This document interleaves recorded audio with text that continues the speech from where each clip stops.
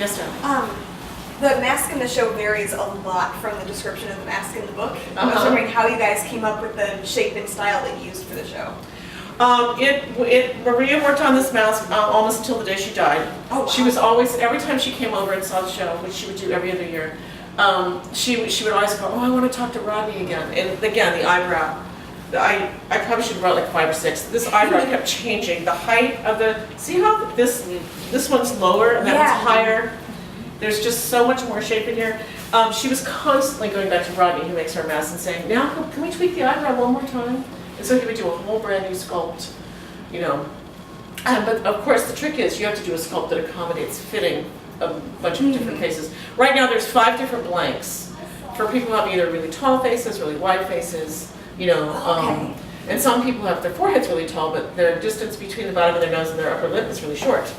You know what I mean? So there's a lot of people who have a wide face, but not necessarily tall. So there's 5 different basic blanks that we start with, and then we fit and adjust from there. And also because it's thermoplastic, you can steam it and get it to curve more around the face, and curve more this way, and there's a lot of finagling.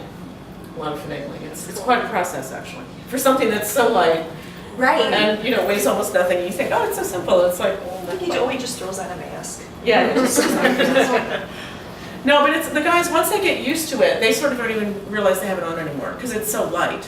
They sort of get it on and then it's sort of like, oh yeah, my mask, it's fun, But when the first couple of rehearsals when they're in it, it like kind of freaks them out a little bit because it's like you're half in a cave and half not. And so as a performer, if you've never done a lot of acting in a mask, which most people haven't, unless you've studied a lot of commedia, so that it takes a little getting used to. So we start them early.